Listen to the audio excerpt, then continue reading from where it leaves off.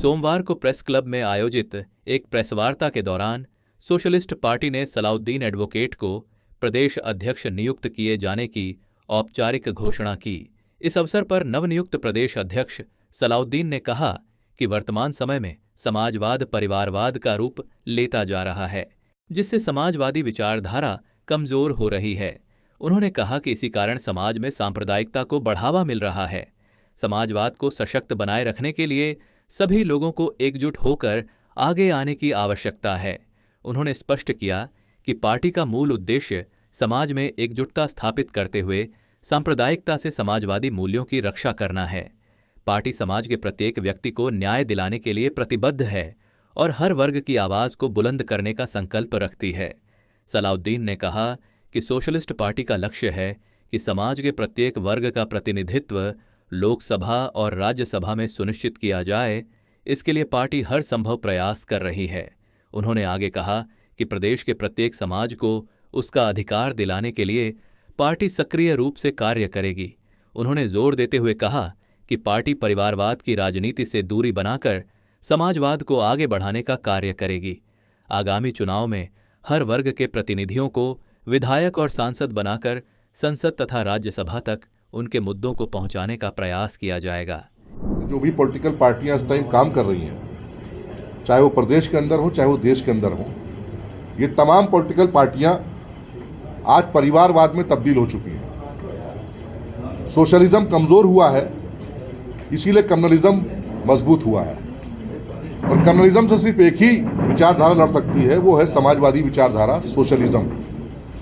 और सोशलिज्म अगर मजबूत होगा तो लोकतंत्र मजबूत होगा। आज देश और दुनिया के अंदर लोकतंत्र खतरे में है।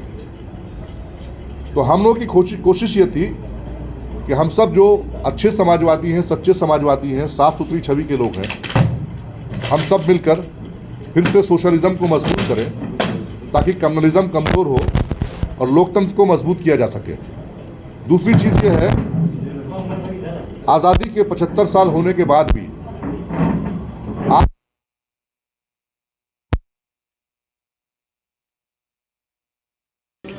कि जो कौमें 75 साल के बाद भी इनजस्टिस का शिकार है, उनको पॉलिटिकल जस्टिस दिया जाए।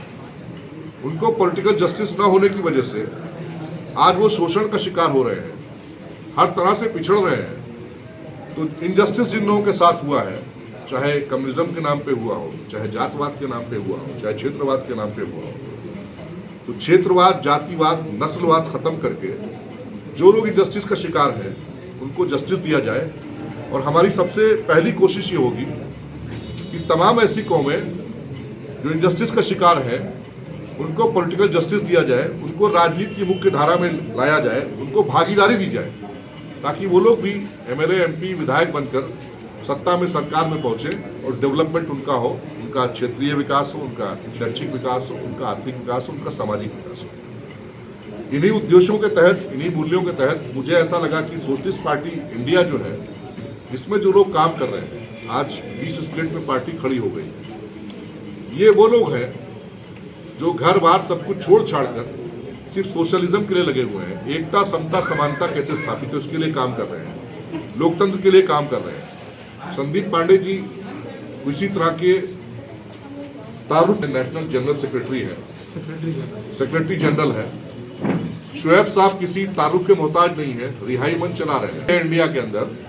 इनके साथ अगर मिलकर काम किया जाए तो हो सकता है सोशलिज्म मजबूत हो, लोकतंत्र बचे और सांप्रदायिकता से हम लोग मिलकर लड़ सकते हैं।